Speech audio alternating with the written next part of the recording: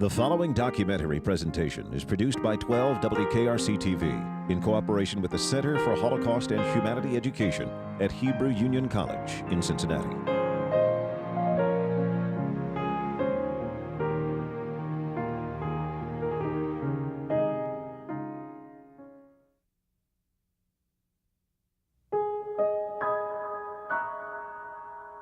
I don't want this to happen ever again.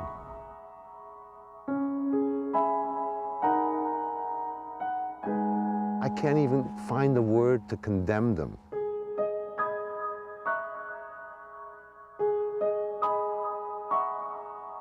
Takes out his shotgun and points it right at his head. He says, "You have Jews. I want your Jews."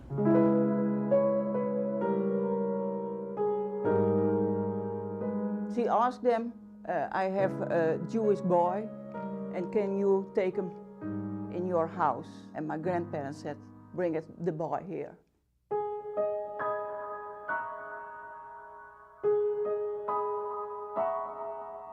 This is my mother's grave. This is where she's buried. This is where she died. And I hope that I can be part of your family. I'd like that very much.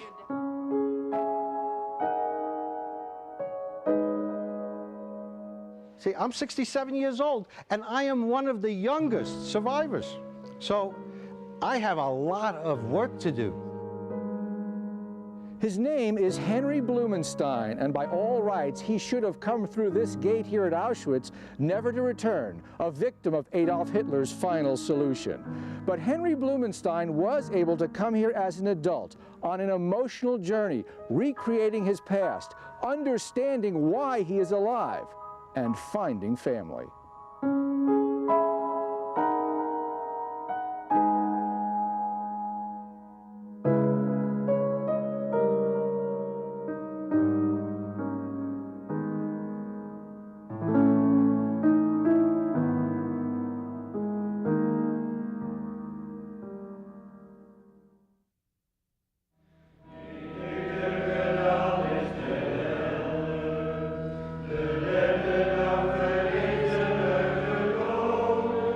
Welkom, in de naam van de Vader, van de Zoon en van de Heilige Geest. Amen. It was a place that really meant a lot to me. I enjoy church. I still enjoy church.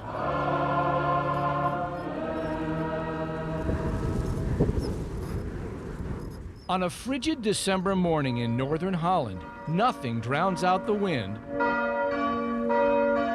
like 10 o'clock.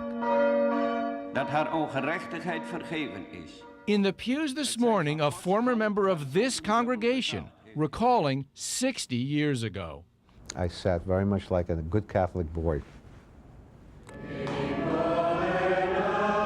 He first came here in 1943, and if anyone asked, the adults who brought him, local farmer Johannes Dijkstra and his wife Sjalkje, would simply say the 7-year-old boy's name was Hans Bakker, and he was a visitor. What made them do what they did, I can't explain it. On this Sunday, Hans, or Henry, would be here trying to figure that out. What made two people good when so many around them were evil? And why those two people would allow him to walk down the church aisle, as an altar boy no less, wearing the ceremonial skirt, carrying the incense. When I was an altar boy, I really put my heart and soul into it. I enjoyed it. But I never, ever called myself Catholic. That's because Hans Bakker actually was Jewish. Real name, Heinze Blumenstein. This was German-occupied Holland, and on Sundays in 1943, 44, and 45, Nazi soldiers in uniform at the back of St. Viro's Roman Catholic Church looked straight at a Jewish altar boy who was hiding in plain sight. How conscious were you in church that you could be snatched out of there any second? I was very aware of that. Today, Heinze Blumenstein is Henry Blumenstein, the name Americanized when the little boy made it to the United States after the war. Now retired, Henry was always a fighter for the team as a boxer in college, and a fighter for those in need during a long career as a social worker in Cincinnati. But this divorced father of 2 sons has had another fight as well, a fight to hide his past, even from his own children. He was very hush-hush about it, and so was my mother. I mean, it really wasn't spoken about. But it was always something I felt I was kind of dragging out of him, as opposed to something that he was freely offering. It's sort of the persecuted mentality that, you know, when you're being persecuted, you need to hide. And I think these people, they continue to hide even after they didn't have to anymore. Yes, my name is Henry Blumenstein. But Henry is not hiding anymore. Revealing Well, my past father secrets passed. has become his therapy And I'm a Holocaust survivor. and his mission, educating school children with a missionary zeal that if he doesn't do it, it won't get done. I can't live forever. God told me, Henry, you're not going to live forever. And I said, okay, God, you know, but while I'm alive and I'm healthy, I'm going to tell as many people about this. This is the worst thing that ever happened in the world, people.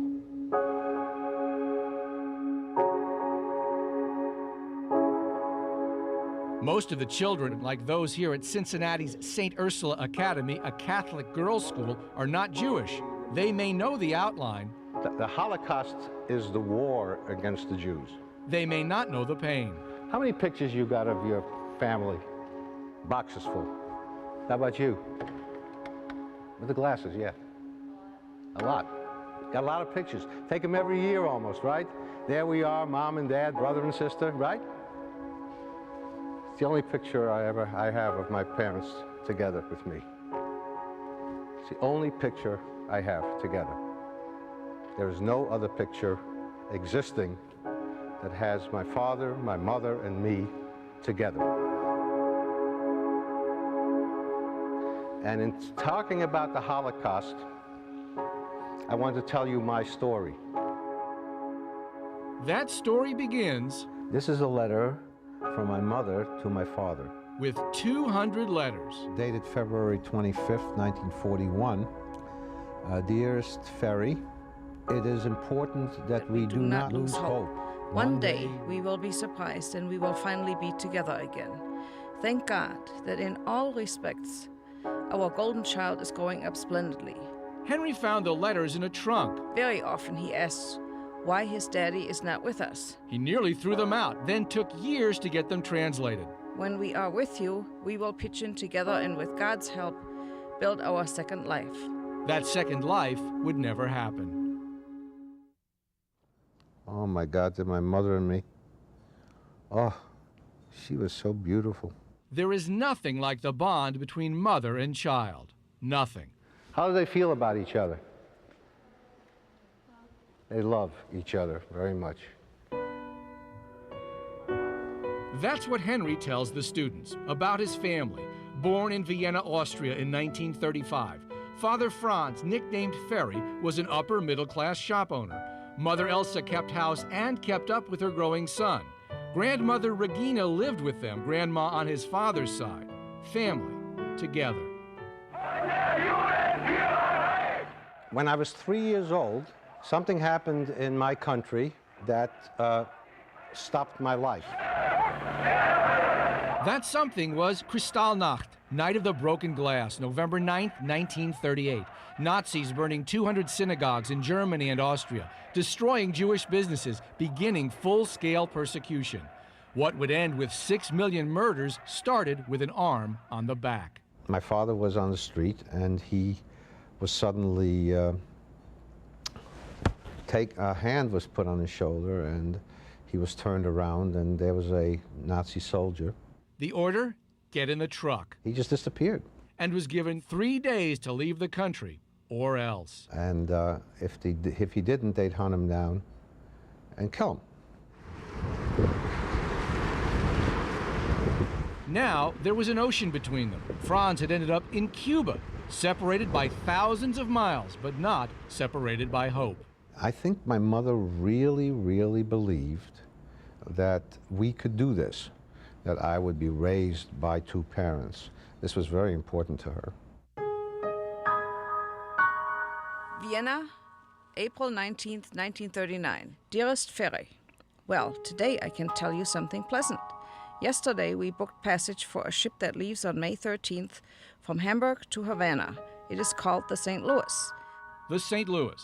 a German luxury liner which left for Cuba with 937 passengers, virtually all Jewish refugees. We got on that ship, and we're on our way to freedom. Dearest husband, the next ship brings your family. That's my grandmother over here.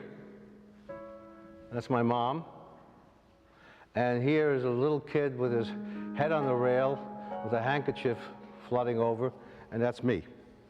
I was 3.5 years old. But anti-Semitism had beaten the St. Louis across the ocean. Cuba said no, no Jews. Ship, St. Louis, May 29, 1939. On the ship, the mood is desperate as we are uncertain if we can land in Havana. For 7 days, the ship sat in Havana Harbor, safety just a few hundred yards away. I was fantasizing, you know, like how these people were like free to go where they wanted to, and it was just a great fantasy. Reality was different. Each day, Henry's father would take a small boat out into the harbor to wave at his family. And they would say, I love you, don't give up, everything will turn out all right, we'll get you here. Hope, hope, hope, hope, hope. If you read my mother's letters ever, it would be, she was in touch with that, you know, so near yet so far. Ship, St. Louis, June 1st, 1939. Please, dearest Ferry, do not be so discouraged. I have to remain strong because I am the support for two people who rely on me. Even if we only see each other from the deck, it means a lot to at least see each other. So whenever I saw him in that boat, it was always with him this way. And very often he would cry. And talk directly to his golden child. I would always be, Heinzie, sei gut, sei gut, sei ein guter Junge, be a good boy. Sei ein guter Junge, sei gut zu deiner Mutter, be good to your mother, listen to what she says. She knows, she knows. And by now, she knew the situation was bleak. Desperate negotiations to enter Cuba failed, so after thousands of miles at sea, the St. Louis steamed 90 miles more to Florida. It seemed that I'd heard on the ship that if we got into the United States, we'd be safe forever. That would be like going to heaven. Instead, the United States of America sent the passengers back to hell. Again, no refugees, no Jews. So nearly a month after leaving certain death in Europe, the Freedom Ship was heading back to certain death. Those on board left only with visions and echoes. Heinzie, sei ein guter Junge, be a good boy.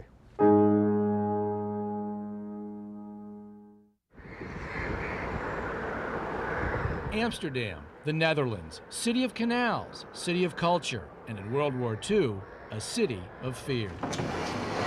Amsterdam, October 9th, 1942. Dear Kitty, our many Jewish friends are being taken away by the dozen. Behind a bookcase. These people are being threaded by the Gestapo without a shred of decency. Up the stairs. Being loaded into cattle trucks and sent to Westerburg, the big Jewish camp in Trente. A teenage girl wrote of the Holocaust to come. We assume that most of them are murdered. The English radio speaks of their being gassed. While Anne Frank was writing her diary, a couple of miles away from her hideout lived another Jewish child, too young to write, but not too young to remember. This is just the way it was. Let's see. It's over here somewhere. I know it's near a corner. 52. Right. 50, right here. 52 Hemmenestraat, Amsterdam, home right after the St. Louis. This is it. This is the front of the building. And we lived on the 3rd floor, which would be all the way up here. For a while, a refuge for a family on the run from Hitler.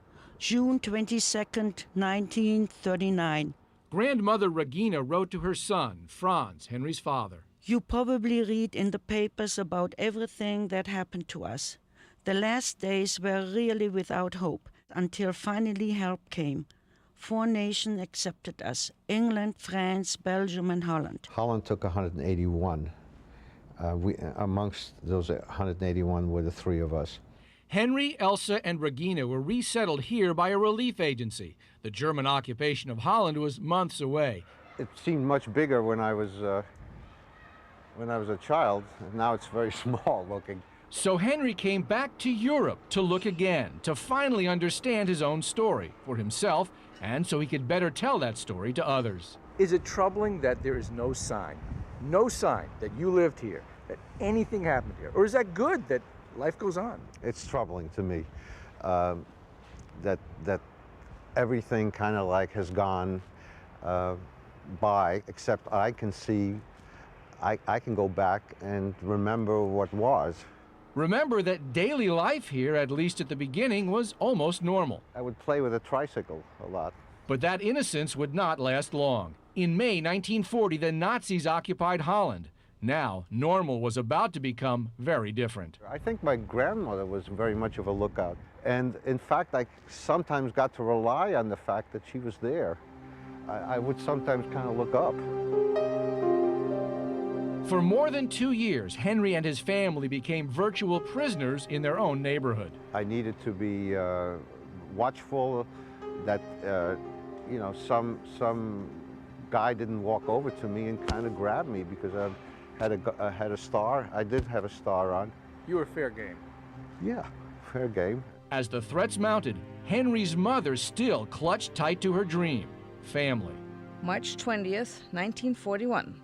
My dearest Farrell, our life ahead of us will be beautiful. As I'm reading this right now, I'll tell you the truth, I feel her tremendous amount of strength. You are my life, and Heinzie is part of you. Let's talk now about our golden boy. His greatest wish is to be with his daddy. You will give him courage. So, you know, I'm looking at this and I'm saying, my God, lady, how are you doing this? But Henry also remembers that one woman's strength was no match for a dozen soldiers. You could hear them coming. There would be troops in the house. This is how it looked. Knocking on the doors. That is kind of spooky for me. And we're not talking about knocking this way, we're talking about rifle butts. You heard people resisting, people being clopped out of their houses. And we would just kind of like hold our breaths that this wouldn't happen to us. And then quiet. Well, one day it did happen. The knock came to our door. January 1943, Elsa was out. Henry was home with Grandma when the boots came. Grandma ordered 7-year-old Henry, get in the closet. And I said, no, I'm staying with you. And this 81-year-old woman picked me up and literally plunked me into that closet and went like this and closed the door.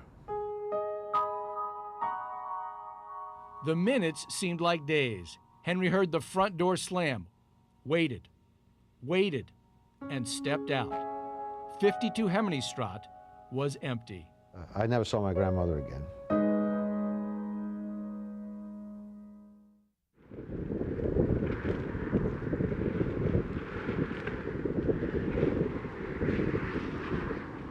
In the northern Dutch province of Friesland, there's a house called the Dille, named after a local stream. The house has been here for a century and a half, and the reason Henry Blumenstein is alive today is the people who lived here. When you come down that street and turn the corner and see this place, how do you feel? Whether I'm going this way or that way, it's oh, there's the Dille. It stands as a monument to me. As far as I'm concerned, this is a monument of where goodness has triumphed.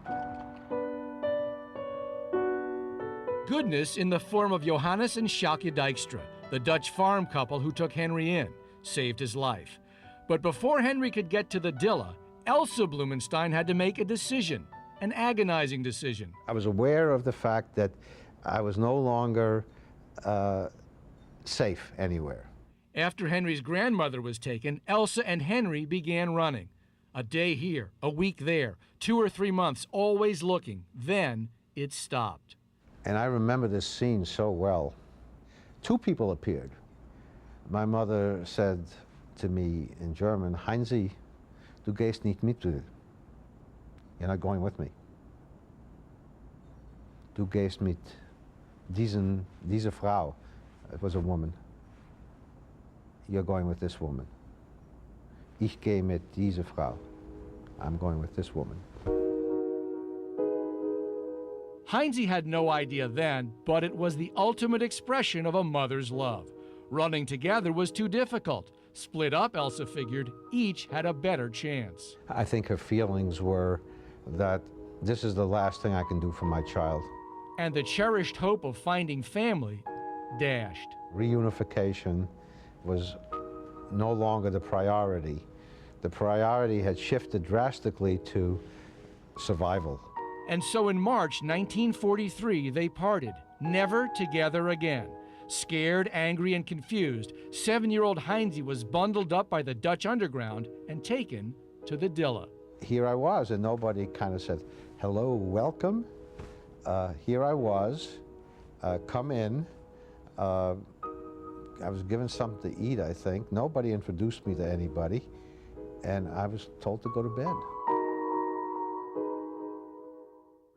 Hurry up, you're late. What am I doing here? You always ask me that. Yeah. You always ask me what am I doing here. Yeah. What are you doing here? That's probably the exact same question 7-year-old Theo Dijkstra had in 1943 when another 7-year-old showed up unannounced. But Theo's parents, Johannes and Sjalkje Dijkstra, would not let on. He was coming the next morning when we waked up. We came here, he was there. That's our guest, that's all. Henry Blumenstein's search for family brought him back to the Dilla, to the only surviving Dijkstra child who speaks English. The house has a different owner now, but otherwise looks the same as it did during World War II. Although after 6 decades, it's understandable there might be disputes. Potato salad. Now exactly the same as it was. No windows. Yeah, a little window. No windows. Yeah, a little window. See, we disagree. But if 2 old friends disagree about the little things, there's no dispute whatsoever about the big thing, what Johannes and Sjalkje Dijkstra did. It was her duty. I see it so. The duty of a farmer and his wife. A farmer and his wife with 8 children and little else. You must not forget, it was very poor. That's right. It was a great family, not a few of cows. We had only 6 we had cows. Meat, we had milk, we had butter, we had cheese. We had 6 cows. But further on, there was nothing. 6 cows, 1 horse, yeah, and a wagon. But for a 7-year-old boy running for his life, this dirt-poor farmhouse full of strangers became heaven. Henry calls the Dijkstras his foster parents and something else. I call them Oom and Tante, and I capitalize my O and I capitalize my T. Oom means uncle, Tante means aunt, and I capitalize both. I respect them as much as I respect my mother. I think Oom used to sit there. Yeah, okay. Table was the table was otherwise, right. And then Oom was there, Tante was there. There, right. 12 persons. Would you believe 3 on a bench. On a bench, 3, then 3 each side, right. and 3 that way. I were 12. 12 people, the Dijkstra family, plus Henry, plus another visitor named East Trop. The Dijkstras called him Fritz, another Jewish boy. But East was Dutch and looked it. Henry looked different. He started school, but... I looked too Jewish. I had to be taken out of school. Still, Oom and Tante did whatever they could to make Henry feel wanted. I was included in everything. I was a child with everything. Well, almost everything. If Henry, Hans Bacher, could hide in plain sight in church, there were other times he just had to hide. This is a place where I sometimes spent some time. Why? Here. Because we were... When he was hidden. Yes, when I was hidden. The potato cellar. Yeah. My God, I'm too big for this. My God, yes. A place to go when Nazi trucks rumbled by. There were potatoes here, you have to also remember. There were a lot of potatoes. And we would crawl out get a space, probably really under here, and then gather the potatoes again around us so that we would not be even recognized if somebody came down here. You know, we would spend sometimes hours here. It was scary, but also reassuring. Secure because of Ohm. Secure in the cellar. Secure in the barn. Even in a place where most people would step lightly, for Henry, it's a walk through memories.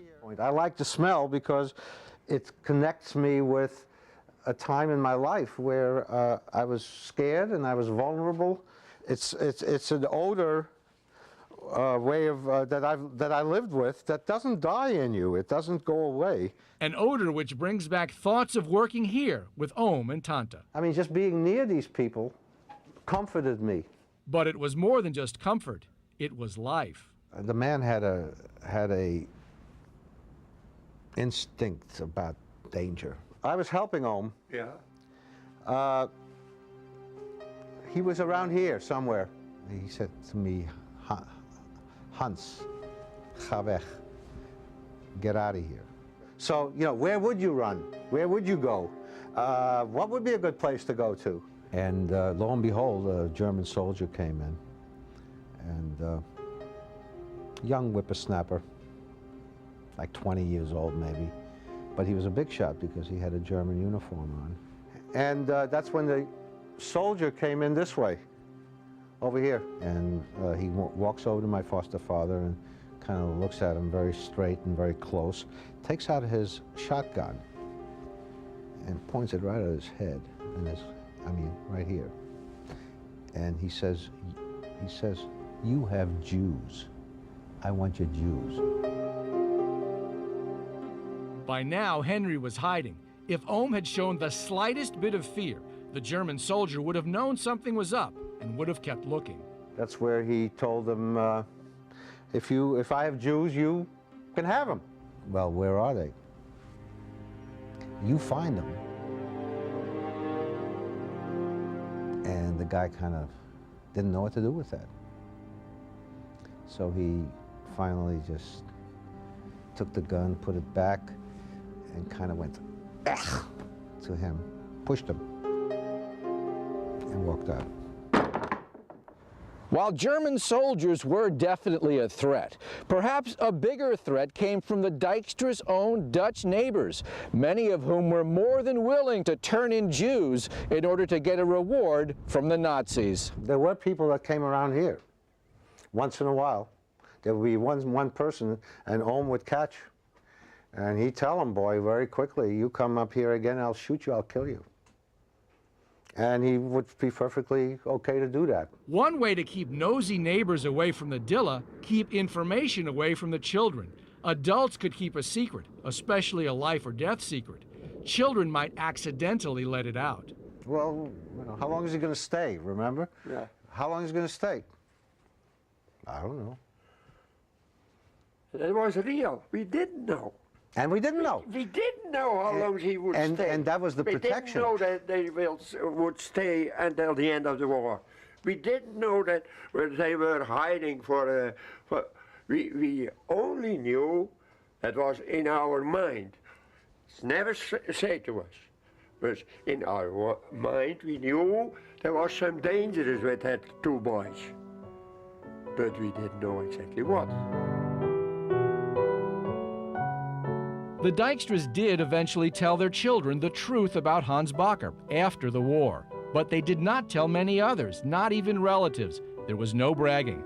Johannes and Sjoukje Dijkstra were quiet heroes, and that's another reason Henry came back to Europe, to start people talking. Their attitude is, look, we did it, and it's done, and let's forget about it.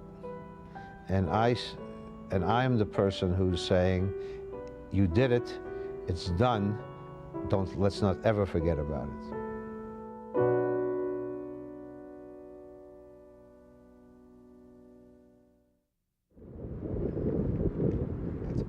I don't live in the past necessarily. I do remember the past. Remember the little boy at the Dilla, the little boy who had found safety, security, family. Did they love you? In their way. Yeah, I think they loved me. But someone else loved Henry too, Elsa, and Henry still needed answers about what exactly happened to his mother after hope was lost. My mother would do things that were really risky.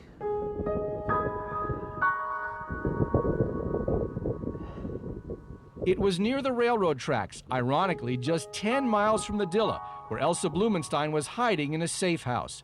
But when the Gestapo came knocking one day in April 1943, Elsa had left a critical clue in plain sight. They found her passport, which had a J in it. Now, when you go into hiding, you get rid of all that stuff. She didn't. She was hoping that somehow you guys would get reunited with your dad. She was committing suicide. She'd given up. Her husband was gone. Her mother-in-law, gone. Her son, gone. 4 years of hope, now hopeless. I think it was a sense of desperation, of failure, of what the hell, you know, I've done everything I can. This is the end. The Nazis had murdered Elsa Blumenstein's spirit. Soon, they would murder her. Now, Henry's search for family was about to enter its most painful phase, tracing his mother's final moments.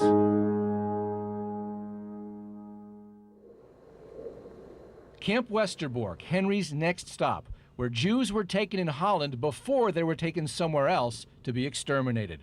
Railroad tracks brought them in, trains to death camps shipped them out. And this is where my mother came to straight from her hiding place. She was transported almost immediately after she was caught. But now, as Henry's journey became more difficult, at least he would have company. And if they would run away, they would immediately put their family on transport. This person's name, a familiar name, Sjoukje Dijkstra, named in honor of her grandmother, the woman who helped save Henry. I read the letters his mother wrote, so I knew her a little bit. This Sjoukje first learned of Henry when she was a teenager. I think it's very emotional. And by default, became the family's ambassador to its own past. Hello, Hans. I, the little one of the family, have been chosen to write this letter. My father can speak English. It was the late 1970s. Oom and Tante were deceased, and Henry had long since lost touch with the family which kept him alive. But for some reason, he felt compelled. I don't know what made me decide.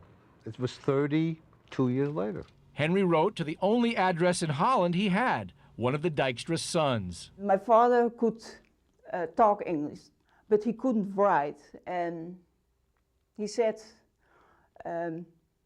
somebody has to write Henry, and that's you. Something clicked. The letters continued. Henry's mission became Sjoukje's too, almost father-daughter, reliving her grandparents' heroism. They didn't thought of the danger when they decided to take these two Jewish boys in their house. We take them in the house because they need a safe place. And my grandparents were also people, when they said yes, it stays that.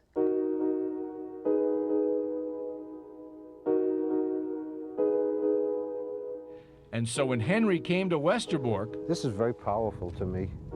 It's almost like looking at grave sites. Sjoukje Dijkstra was with him, almost representing Oom and Tante and their humble goodness. They only would say, we did what we have to do. we had to do at that moment, and nothing more. There are 100,000 stones at Westerbork, each with a Star of David, each representing someone who was brought here. Anne Frank, Regina Blumenstein, Elsa Blumenstein. Somewhere around here. Let's see. I think it was around here. Henry even chose one star to represent himself, not unusual for Holocaust survivors, wondering why they survived, wondering if they should have, wondering again about his mother. I could have wound up here, and she could have been alive, and maybe that's why I put myself in there with her. I think he tries to find his family here. And not just memories of his family, but information. The records room at Westerbork.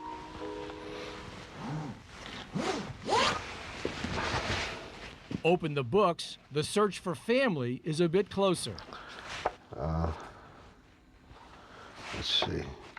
Regina Blumenstein, listed as vermisst, missing, unaccounted for after arriving here. I'm assuming that probably she probably has died in Westerbork before she was even able to ship, because she was pretty ailing. But there are more specifics on Elsa. My mother, she was killed in Auschwitz. Auschwitz, the most notorious of all the Nazi death camps. A death factory, really. Of the 6 million Jews exterminated by the Germans, as many as 2.5 million may have died there. The hard thing about this is that I know where she went, and I can't go with her any further than this, except if I try to go to Auschwitz and perhaps kind of get a feeling for her existence there, kind of have in my head at least a conversation with her. So together with Schalke, Henry had to go. In my heart, I'd like to finish the story, at least for myself. To the same place the death trains took their human cargo. Through the Polish countryside to a town the Poles call Oświęcim. But in 1940, Poland's Nazi conquerors made the name a bit easier for Germans to pronounce. They called it Auschwitz. I mean, listen, when I stop talking, there's no sound. It's dead.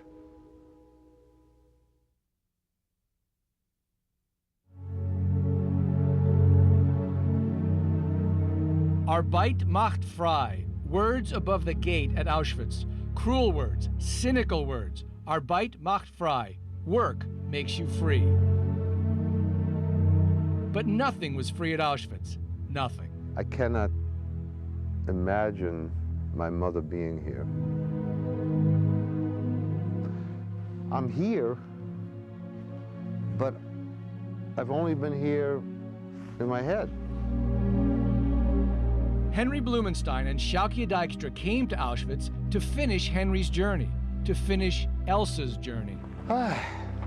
Shoot. Either I'm going to explode or I'm going to feel very little. This is where the world ended for Henry's mother, perhaps at Auschwitz I, which opened in 1940, or the larger Auschwitz II, 1941, Birkenau. The silence here is almost deafening. The cold, piercing, the magnitude, enormous, and the appearance, that of an abandoned factory. But when this factory was operating, it was a meticulously planned assembly line of killing. Now, chimneys at the burned-out barracks stand as unintended monuments to the dead.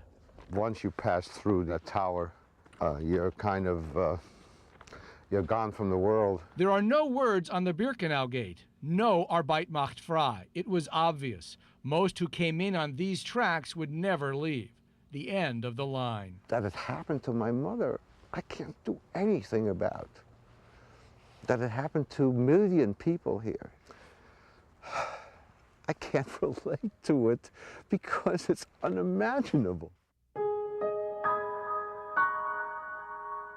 Still, Henry had to know what exactly happened to his mother. She doesn't belong here. Did she live here a day, a month, a year? The mother that nurtured me belongs in me, not the mother who was shamed and treated like an animal. Like they did to millions of others, did the Nazis steal her shoes, her luggage, and did they take her hair to make a blanket? I can't even find the word to condemn them. Sad, depressed, that people can treat each other that way. People like me, people like you, that one day we are friends and the next day we're killing each other. I cannot understand it. In the hell which was Auschwitz, maintaining even a scrap of human dignity was a victory of sorts. These are the barracks. Well, there are more barracks, I think, on the other side of there, that way. Oh, yeah.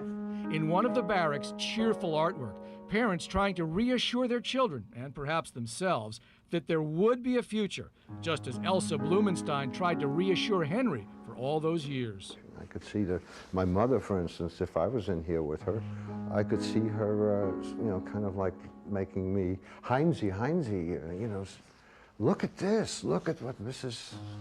Look at, you know, someday you'll be maybe going to school. But most of the barracks had no such art, just enough to keep prisoners alive so they could work as slave labor for the Nazi war machine or be exterminated if they could not. I don't even know whether she ever made it into one of these places, whether she wasn't directly taken to a gas chamber.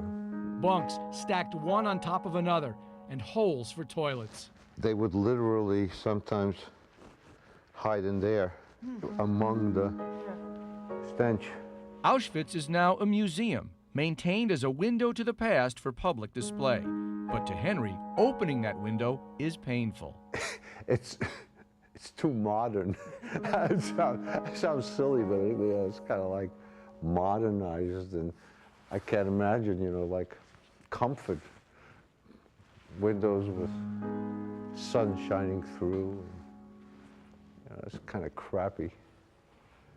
It pisses me off a little bit. You know, like, I can't rebuild my family. I can't rebuild my grandparents. You know, I can't make them up.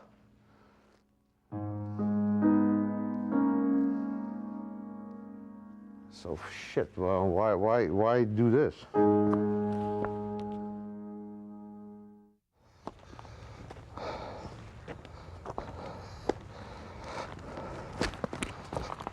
I get very angry being in a place like this,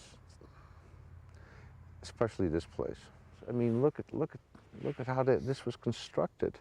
Okay, that my mother went through what she went through to produce a curiosity that attracts people to come here and gape. That's exactly how I feel about this place. But Henry has another feeling about this place. It's an odd contradiction, and he's the first to admit it. It's a tremendous paradox. While he's turned off, numbed, angered, Henry still wants others to see this place, understand it, learn its lessons. I would like to see my children and my grandchildren and other people's children and other people's grandchildren to come here. I mean, you know, this place is unbelievable. It still bothers me why, you know.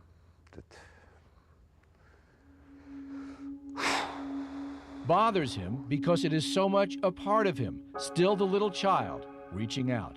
But Henry did not go to Auschwitz for memories alone. I think I was drawn there. I mean, my mother was there. He came here for information. And if the records room at Westerbork drove Henry here, would the records room at Auschwitz finally provide the answer he needed? What happened to his mother? You should know that the majority of Jews who were deported to the Auschwitz, were deported straight to gas chambers. So they have no registration, no camp numbers. But some prisoners were registered. Some records do exist. So they searched for one name. I'm very sorry, but we don't have any documents, any records about Elsa Blumenstein. No record, no answer. Or maybe it was an answer. Elsa Blumenstein was probably at Auschwitz a matter of hours. Her last moments unknown. Her last thoughts, no doubt, of family. I know that she was here, and the fact that she isn't on record here only means to me that either the records were destroyed or she never was registered. She came in here by train from Westerbork, which is about 2-3 hours, and she was immediately taken to the gas chamber. The gas chamber, the crematorium, 20,000 people a day, day after day, year after year. See, other ones had shower heads. Henry could have simply left Auschwitz and not come to the killing rooms, but in reality, my God, there was no way. Just as Henry was pulled to Auschwitz for information, he was pulled to this building to do what any child would do for a beloved parent. Pay his final respects. This is my mother's grave. This is where she's buried. This is where she died. She was desecrated, but this is her grave, and I have to accept that. It could have been Henry's grave, too. When Elsa Blumenstein was murdered, Henry was just 8 years old. Minimum age for slave labor at Auschwitz, 13. If I would have been here with my mother, I would have perished with her. There's a part of me that says, that would have been okay. I mean, I can look at it now that I'm alive, but I would have had more time with my mother. But less time or no time with Ohm and Tante. I was given life by the Dijkstras, and that's a piece of love and that I'm grateful for, that I've lived with. It's great what they did, and unfortunately not a lot of people did it, because if there were more people at that time who hide somebody, there were not that many people killed. So to the Dijkstras I say, you know, that life with them further made life. Life with a purpose. That I'm alive to talk about this. To talk about this with children, and with some very special people who should have known about Henry's story all along, but who had no idea. You see, Henry Blumenstein's search for family does not simply end at Auschwitz.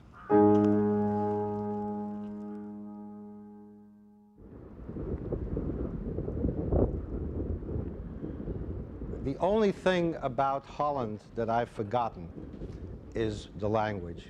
I have not forgotten anything else about Holland. In the tiny Dutch town of Oosterwierum, a bell tower stands guard over the village cemetery, tolling for two quiet heroes of the past, Ohm and Tante. This becomes almost a monument, not only a grave. A monument which, to Henry, was far too small, so it became his mission to make it larger, so the right people could see it clearly. It's the ending of their life, but it's the beginning of their legacy. That legacy would be passed on here. The Oosterwierum Community Hall. Today, a reunion, the Dijkstra family reunion. This hall used to be the village school, the same school where 60 years ago a little boy was kicked out for looking too Jewish. Now, that little boy is back, reaching out again. So what I want you to know is that this is very important to me, to talk with you. Important enough to invite every living Dijkstra he could find, Oom and Tante's surviving children, their grandchildren, and their great-grandchildren. Most of you don't know me. Griet knows me, Theo knows me, Anna knows me, Deda knows me. They lived with me, but most of everyone else really doesn't know about me because very little has been said about me. And that's because I was a child that needed to be hidden. With a story that was hidden as well, hidden from virtually everyone in this room, in this family.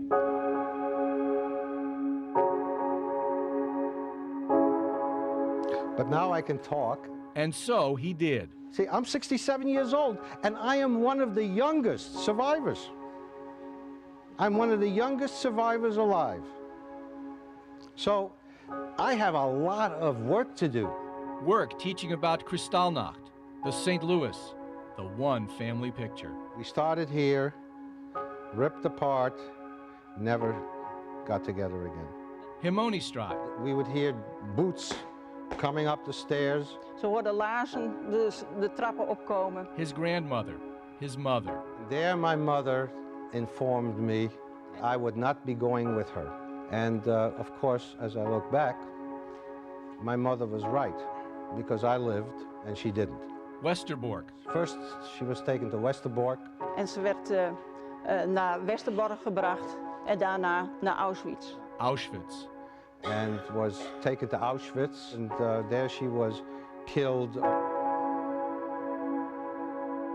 And one of my missions, my desire is that this time not be forgotten. And that something else not be forgotten as well, the legacy of Oom and Tante, two people who did the right thing when so many others did the wrong thing, or just as bad, did nothing. These people were, they did something that ordinary people wouldn't do.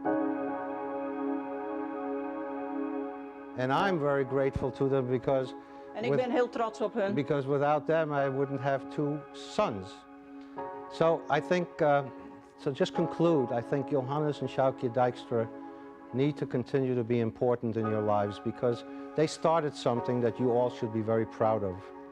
You should take a lot of pride in the people that they were and what they did and the values they held. Values to live by and a story to live with. I didn't know anything about the story he told today. This is all new to you? It's all new to me, yes. New for a reason. What happened in the Dilla stayed in the Dilla. Quiet heroism. I think they were people of doing and not talking. So now Henry pleaded for a new generation of doers, the young people. I really didn't know what I had to expect. The Dijkstra great-grandchildren learned in school of a Holocaust victim in their own country, but not of Holocaust heroes in their own family. Do you think that message will get out? Or is it the kind of thing that, you know, you walk out of here and you kind of go, yeah, fine? No, I'm not going to do that. I think I'm going to tell some friends of mine what told here and how some just normal people can protect some other people. Because I think I'm going to tell that it's great. Success. Henry had gotten through to the very people he needed to touch, the Dijkstras, the children.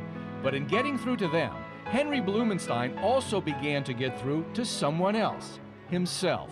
You see, for 60 years, Henry Blumenstein had been questioning, why did the Dijkstras save him?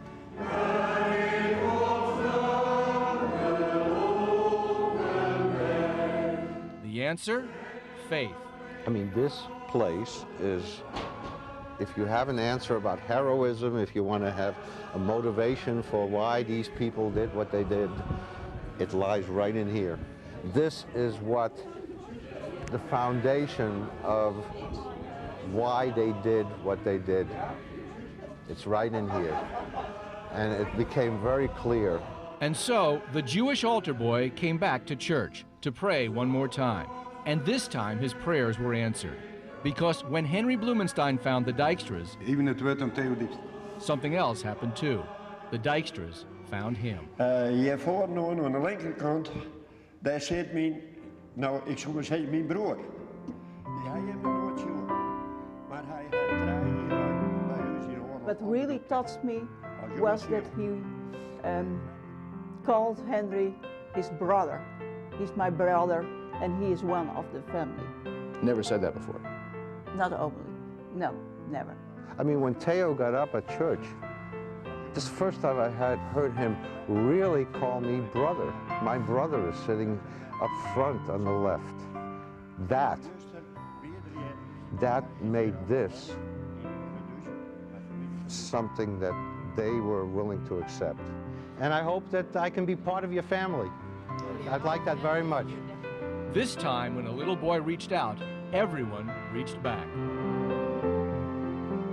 The lesson is that where there is darkness, there is light.